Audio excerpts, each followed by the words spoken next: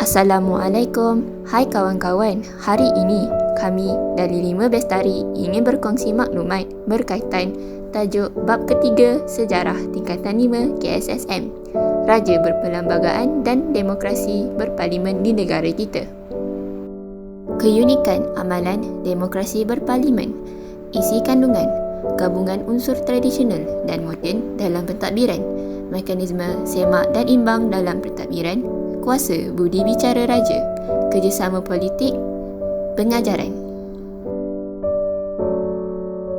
Keunikan amalan demokrasi berparlimen dapat dilihat dari aspek di atas.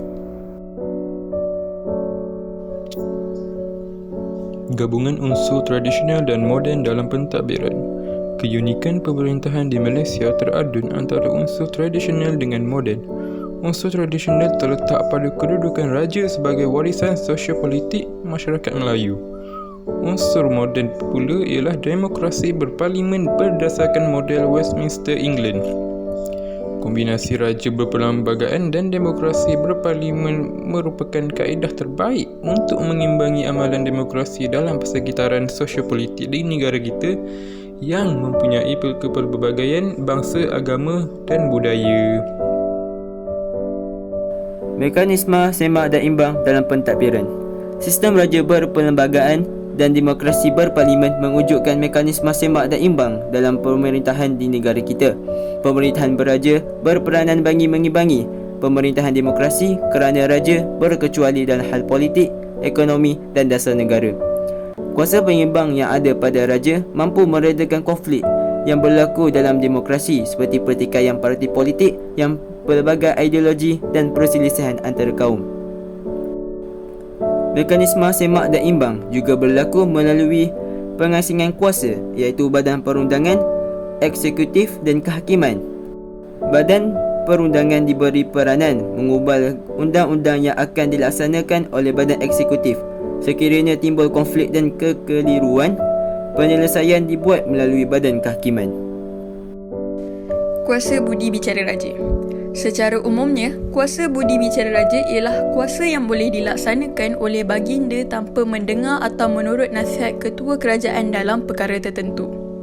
Perlembagaan Persekutuan memperuntukkan kuasa budi bicara kepada Yang di-Pertuan Agong dalam soal pelantikan ketua kerajaan persekutuan, iaitu Perdana Menteri, Raja dan Yang di-Pertua Negeri mempunyai kuasa budi bicara melantik ketua kerajaan negeri, iaitu Menteri Besar dan Ketua Menteri. Yang di-Pertuan Agong juga mempunyai kuasa budi bicara untuk tidak memperkenankan permintaan pembubaran parlimen. Raja dan Yang di-Pertua Negeri pula mempunyai kuasa budi bicara tidak memperkenankan pembubaran DUN. Kerjasama politik.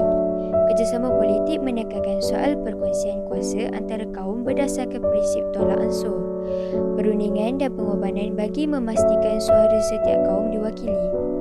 Permuafakatan pelbagai parti politik dalam satu gabungan membolehkan parti politik membentuk kerajaan dan berkongsi kuasa dalam pemerintahan di negara kita. Sejak pilihan raya pada tahun 1955, gabungan parti berasaskan kaum dibentuk atas nama Parti Perikatan. Gabungan ini kemudiannya dikenali sebagai Barisan Nasional. Parti ini memenangi 13 kali pilihan raya umum untuk membentuk kerajaan persekutuan. Pada pilihan raya umum ke-14 tahun 2018, kerjasama politik telah membolehkan Pakatan Harapan memenangi pilihan raya untuk membentuk kerajaan persekutuan. Berikut ialah kerjasama politik yang terdapat di Malaysia. Pada bulan Februari 2020, Perikatan Nasional menerajui negara kita menggantikan Pakatan Harapan. Pengajaran pada hari ini ialah kita perlu memahami demokrasi sebagai salah satu asas pemerintahan negara kita.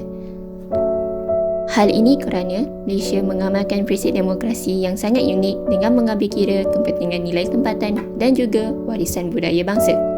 Hal ini juga menjadikan Malaysia mempunyai bentuk pemerintahan yang sangat unik dengan ciri tersendiri. Sekian sahaja daripada kami sekumpulan. Semoga video ini bermanfaat kepada kamu semua dan juga pelajar-pelajar di luar sana. Terima kasih.